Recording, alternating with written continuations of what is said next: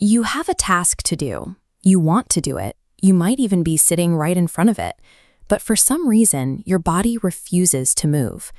Procrastination involves an active, emotional decision to seek relief through distraction.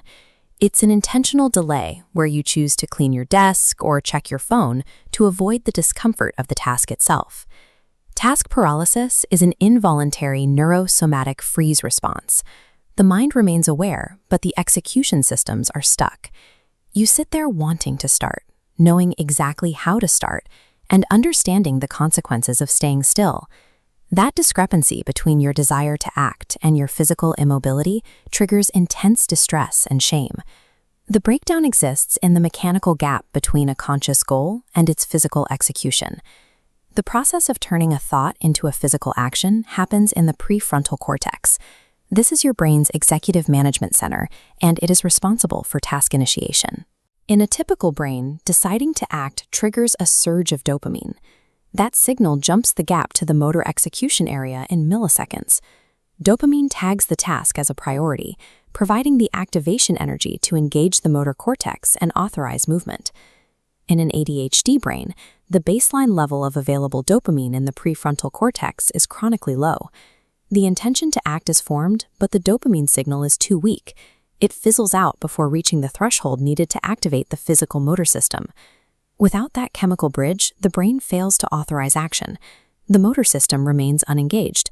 The cognitive infrastructure remains functional. The destination is known, but the neurotransmitter fuel required to drive the signal across the bridge is missing. The biological data identifies task paralysis as a signaling failure of the central nervous system. It is a mechanical breakdown rather than a character flaw. Action is disrupted by a conflict between two neural networks. The task-positive network, TPN, handles focused work, while the default mode network, DMN, generates mind-wandering. Usually, these networks share an anti-correlated relationship. Focusing on a task activates the TPN, automatically suppressing the DMN. In an ADHD brain, this suppression often fails due to a glitchy switch between the two states. Attempting to initiate a task causes the focus network and the daydreaming network to fire simultaneously. The brain tries to execute a command while simultaneously being flooded with random thoughts, distractions, and internal noise. This dual network activation exhausts energy reserves as the brain fights itself, making the simple act of starting feel nearly impossible. This explains the common paradox of the ADHD brain. While simple tasks feel impossible on a Tuesday, they can be executed in a frantic burst on Friday when a deadline approaches. Panic triggers the amygdala to flood the brain with stress hormones. This adrenaline bypass forces the prefrontal cortex online, providing enough energy to bridge the gap and initiate the task.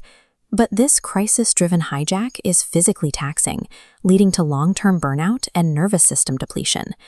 The profound distress of paralysis occurs because your internal systems have already committed to the task.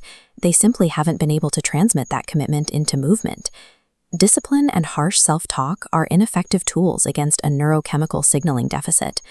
Because internal signaling is unreliable, you must utilize external scaffolding, systems outside the brain that help bridge the intention-action gap. Strategies like body doubling, use visual timers, and medical treatment provide the external stimulation required to trigger the dopamine levels needed to act. Understanding the neurology of task paralysis replaces shame with strategy. It confirms the condition isn't a character flaw, but a biological mechanism that can be outmaneuvered.